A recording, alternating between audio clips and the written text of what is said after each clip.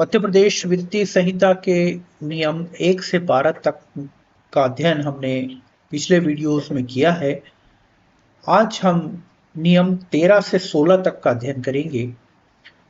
नियम 13 से 16 भुगतान में विलंब के बारे में है। पहले हम भुगतान के विलंब और इसके परिणामों के बारे में थोड़ा सामान्य जानकारी लेते हैं। इसके बाद हम मूल नियमों की चर्चा करेंगे। भुगतान प्रक्रिया के संदर्भ में नियमों और बजट सिद्धांतों का पालन करना महत्वपूर्ण होता है। भुगतान समय पर करना अत्यंत महत्वपूर्ण होता है। अगर विलंबित भुगतान करते हैं तो बजट और वित्तीय संगठन के साथ सामंजस्य टूट सकता है। विलंब समस्त नियमों एवं बजट सिद्धांतों के विपरीत है। यदि व्यय की धनराशि उपलब्ध है तो यह तुरंत और सही समय पर भुगतान किया जाना चाहिए। अतिरिक्त विलंब वित्तीय कठिनाइयों का कारण बन सकता है, इसलिए व्ययों का भुगतान तुरंत किया जाना चाहिए। व्यय करने के लिए उपलब्ध धनराशि से अधिक का भुगतान नहीं करना चाहिए। भुगतान पूर्व आदेश प्राप्त करना चाहिए, क्योंकि वित्तीय व्यवस्था को यह प्रतिकूल रूप से प्रभावित कर सकता है और वित्तीय गतिविधियों में आधारभूत कठिनाइयों का सामना करना पड़ सकता है। इसलिए धनराशि से अधिक का भुगतान नहीं किया जा सकता। इन नियमों और सिद्धांतों का पालन करने से वित्तीय प्रबंधन व्यवस्था और प्रबंधन सुनिश्चित किया जा सकता है।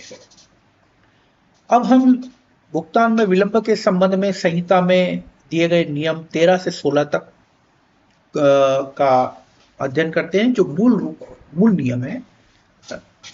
नियम 13 ये कहता है कि शासन द्वारा निर्विवाद रूप से देय राशि के भुगतान में विलंब करना समस्त नियमों एवं बजट सिद्धांतों के विपरीत है, अतः इसे टाला जाना चाहिए। नियम 14, समस्त किए गए व्ययों का भुगतान तुरंत किया जाना चाहिए और किसी भी स्थिति में उसे दूसरे वर्ष के विनियोजन से भुगतान करने को स्थगित नहीं रखा जाना चाहिए। यदि संभव हो, व्यय को नए बजट की तैयारी तथा उसमें प्रावधान कर स्वीकृति प्राप्त होने तक स्थगित रखा जा सकता है, लेकिन किसी भी हालत में एक वर्ष में किया गया व्यय दूसरे वर्ष के विनियोजन पर थोपा नहीं जाना चाहिए। नियम 15 ये कहता है कि यह एक महत्वपूर्ण वित्तीय सिद्धांत है कि निर्विवाद रूप से देय राशि जहां तक संभव हो बिना भुगतान के लंबित नहीं रखा जाना चाहिए, तथा यह कि चुकता की गई राशि किन्हीं भी परिस्थितियों में यद्यपि भुगतान उचित स्वीकृति द्वारा आच्छादित नहीं है, फिर भी परम आवश्यकता के सिवाय एक दिन से अधिक लेखा से बाहर नहीं रखा जाना चाहिए।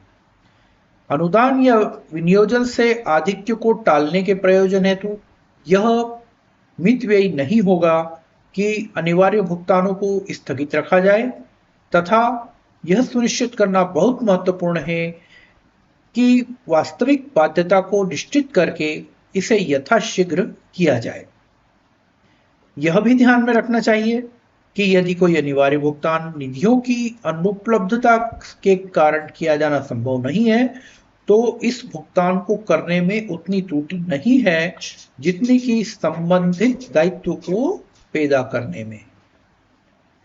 नियम 16 ये कहता है कि संवितरक अधिकारी उसके निवर्तन पर सौंपी गई धनराशि से अधिक का भुगतान अपने प्राधिकार से नहीं कर सकता, परंतु प्रावधान के अभाव में जो राशि शासन द्वारा यथार्थ रूप से देय है उसके भुगतान को रोका भी नहीं जाना चाहिए।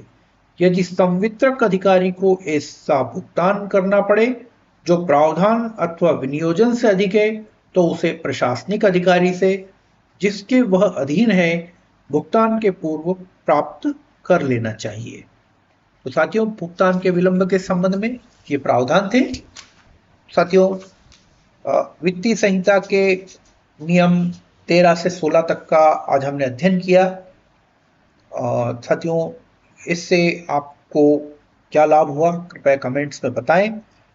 हमारा वीडियो लाइक करें, सब्सक्राइब करें ताकि आपको हमारे आने वाले वीडियोस शीघ्र मिल सके।